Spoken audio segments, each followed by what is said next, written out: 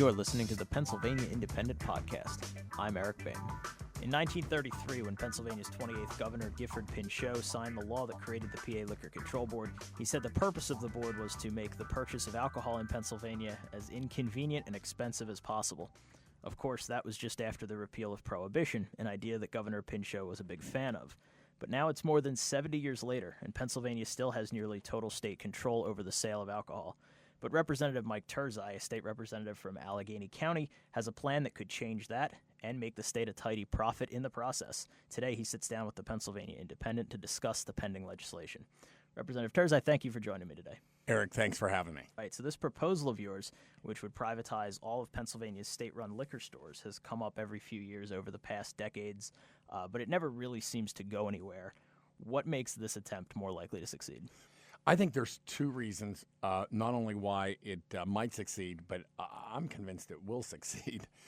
The fiscal crisis for the state of Pennsylvania is not small.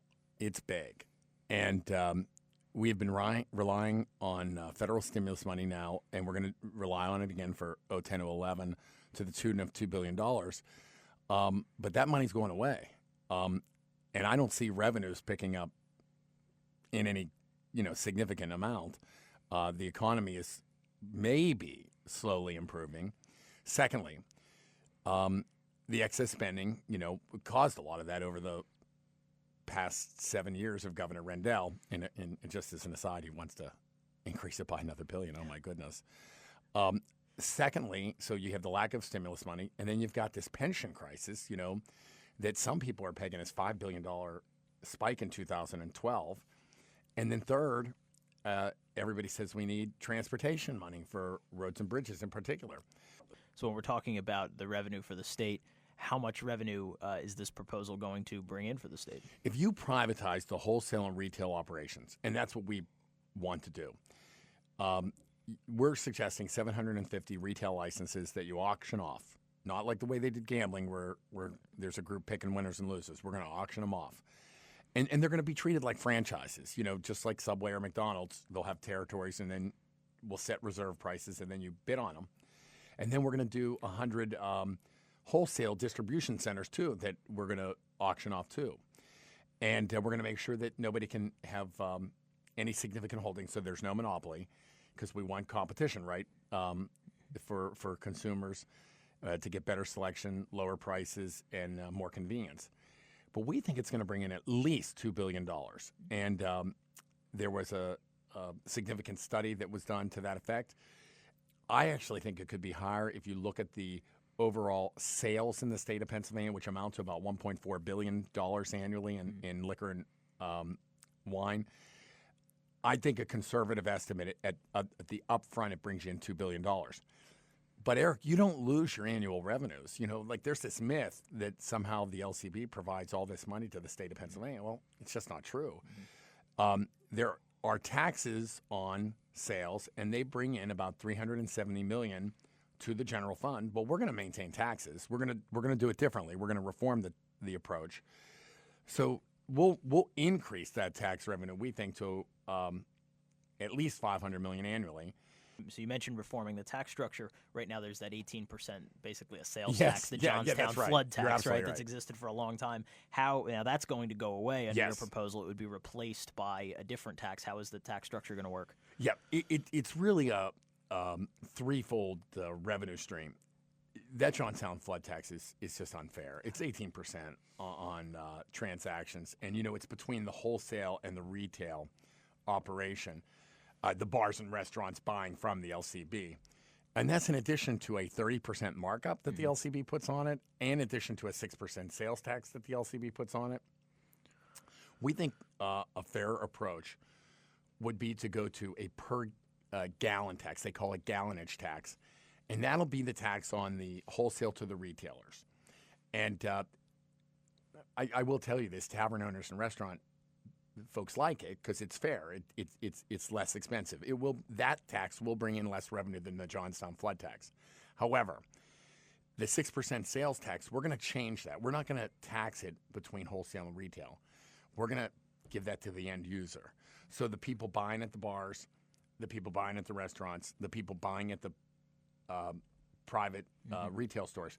They're going to pay the 6% sales tax when they buy their wine or spirits. That will give you an increase in revenues because essentially you're going from a per bottle to a per glass, and you will increase it. You'll also pick up revenues because we're creating 850 new corporations, right?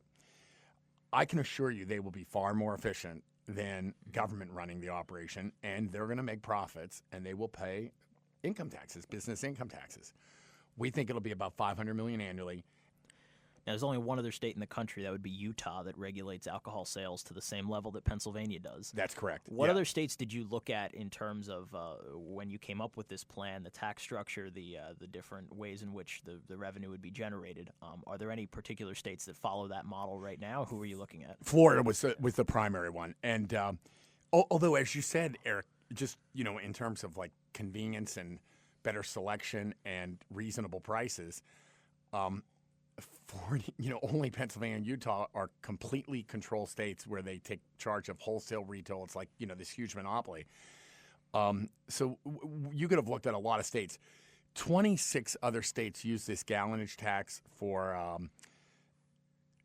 spirits, and 35 states use it for wine. Mm-hmm. So it's a tried and true and seems to be a very fair approach to taxing from the wholesale to the retail level. And definitely taxing on the end user, it's consistent with how we're using the sales tax in other aspects of the Pennsylvania economy. So I think it's very fair. Okay, so going back then to talking about the role of the Liquor Control Board, currently, in addition to overseeing the alcohol market in Pennsylvania, they do provide, and you mentioned before, a lot of educational programs designed to curb underage drinking, designed to curb alcohol abuse and drunk driving. What happens to those programs under your plan? Is the Liquor Control Board? They stay in place. Okay, so Liquor Control Board will still exist. That aspect of the liquor, get out of the selling of alcohol. Why are we selling it? Let the private sector do it. And I think the private sector has a more significant incentive to make sure that they are not in violation of laws, because that's a significant private investment that can be taken away from them if they have repeat violations. Mm-hmm. And the penalties will be very severe. So they have a greater incentive. There's a greater incentive. Yeah. So if your plan is going to auction off those licenses currently held by the state, and you've promised this is going to net the state $2 billion, maybe more, wouldn't it make more sense to lease the licenses and then share the profits among the license holders rather than have this one-time infusion of cash? Because with the leases, presumably you would get paid every year or every so many years. Two things. One, we thought that it should be consistent with the way we handle licensing for, the ability to sell alcohol in this state for restaurants and bars. When those private sector folks get their license at a restaurant or a bar, they purchase it, and it is an asset they have to sell.